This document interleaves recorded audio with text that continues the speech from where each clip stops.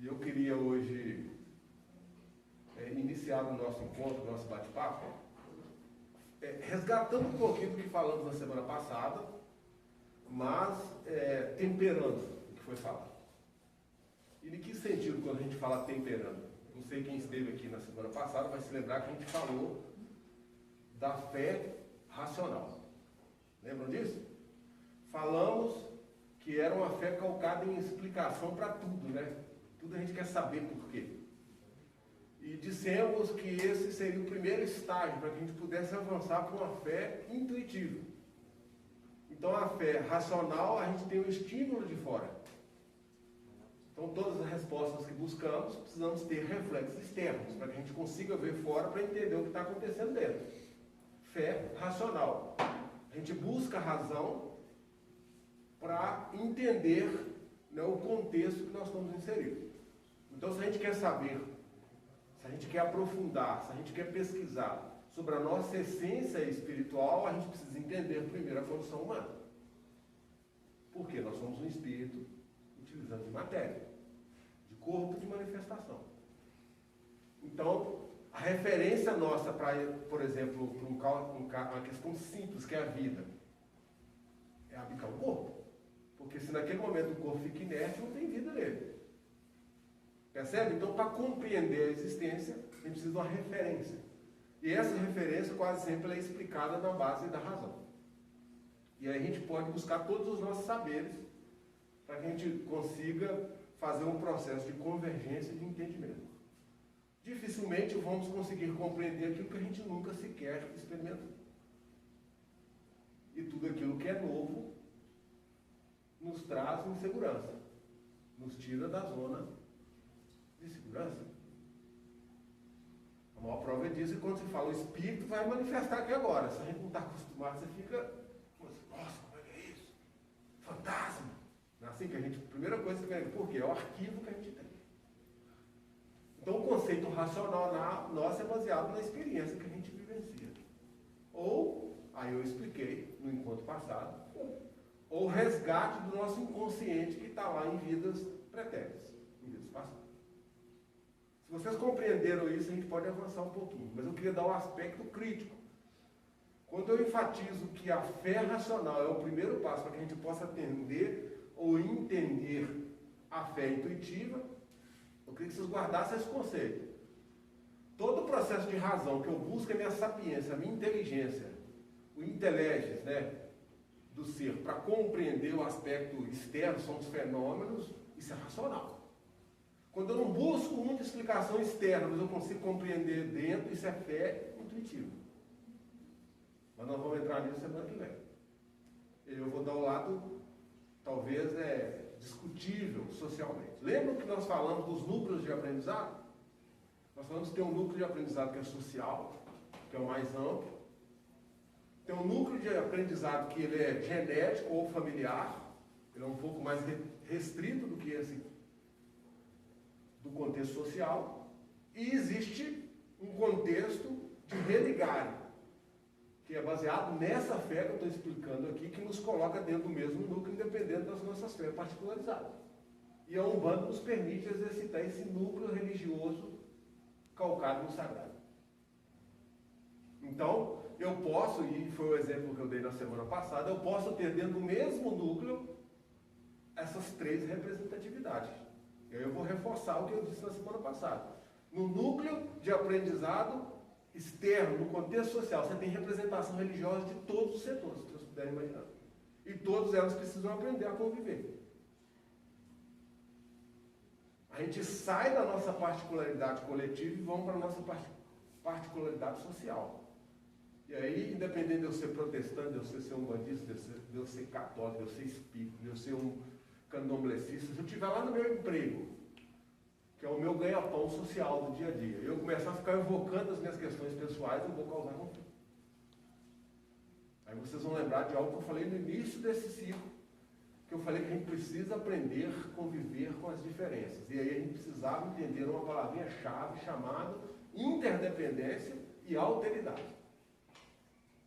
E aí eu dei um exemplo muito bobo, mas muito interessante para o nosso aprendizado, que até mesmo nesse botão que está na minha blusa, como está na blusa da maioria de vocês, foi alguém que fez. Vocês tiveram que contar com alguém que fizesse esse botão. Não vou nem entrar pela questão do tecido, da costura, do design, não estou entrando nisso não, estou falando uma coisa mais simples, o botão da minha blusa, alguém fez para mim. Olha a interdependência aí. Então nós continuamente dependemos do outro. Esse processo a gente chama, num contexto de vivências, de interdependência. O exemplo que eu acabei de dar, a nossa vida, como espírito, depende um corpo, para estar nessa condição. Então nós somos interdependentes na condição humana do nosso corpo de manifestação, ainda que a gente seja espírito. E a outra palavra, que vocês precisam estar sempre lembrando dela, chama-se alteridade. E o que seria alteridade no meio da diversidade? É aprender a lidar com as diferenças. As diferenças são a diversidade que existe. Eu dei aqui um exemplo muito simplório. Você pode estar num contexto social de trabalho, e lá dentro daquele núcleo de trabalho você tem pessoas de vários segmentos religiosos. E a maior prova disso é que são de vários segmentos familiares. Embora hoje exista, eu não ignoro isso, empresas familiares. Não estou entrando por esse campo, não. Mas na grande maioria as empresas, elas são formadas de indivíduos de núcleos familiares diferentes, mas que formam ali um núcleo social de trabalho. Todas as pessoas são iguais? Não. Todas as pessoas têm diferença? Tem. Todas as pessoas sabem já conviver com as diferenças? Com absoluta certeza não. Senão a gente não teria tantas guerras, tantos preconceitos. Olha o que a gente já aprendeu aqui. Olha a quantidade de informação que eu estou dando para vocês. Nós estamos vivenciando um núcleo que nos religa a Deus, é um núcleo religioso, calcado num sagrado que está presente lá dentro da família, está presente lá dentro do contexto social, como está presente na individualidade de cada um de nós. E esse contexto, num primeiro passo, a gente chama de fé. Acreditar em Deus, no sagrado, é fé. Essa fé, em primeiro momento, ela pode ser uma fé racional, que quer explicação para tudo. Se eu ultrapassar essa fase, eu entro na fé intuitiva, que é aquela que eu não fico buscando explicações fora, porque eu já tenho a compreensão dentro. Vocês conseguem guardar isso? Se vocês conseguirem contextualizar todas essas informações, na próxima terça-feira nós vamos falar da fé intuitiva. Quando eu digo que a fé racional busca no externo uma explicação para o entendimento interno, estou dizendo, eu vivo uma horizontalidade. Eu ainda não vivo uma verticalização. E quando eu olho só pelos meus lados, ou só pela minha frente, ou só para trás, que é o contexto da própria vida, a realidade presente do lado, a realidade futura para frente, a realidade passada para trás. Isso é até meio cartesiano, não é essa fé? Ela tem que ter altura, largura e profundidade. Perceberam? Essa vivência, essa fé racional me coloca dentro de uma percepção que é exclusivamente material, racional. Qual que é o passo seguinte? Uma fé intuitiva, que é aquela que eu deixo de olhar para os lados, ou para trás, ou para frente, e eu começo a olhar para cima, para me verticalizar e tentar sentir o sagrado dentro de mim mesmo. Eu olho para o sol, né, como diz o caboclo aqui do nosso recado. Eu não posso perder o rumo da luz. Eu não posso perder a sintonia com a luz. Caso contrário, eu vou me afundar na matéria, que é ilusão e que é treva. Espírito é luz, matéria é treva, num sentido bem figurado para vocês entenderem.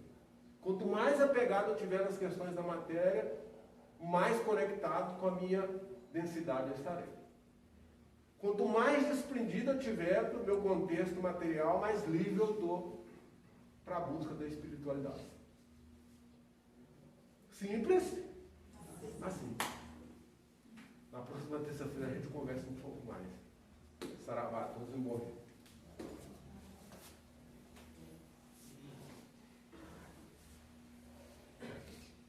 O Augusto, mestre de Jesus. Mestre de todos os mestres. Supremo tutor do nosso planeta, por extremada e augusta misericórdia.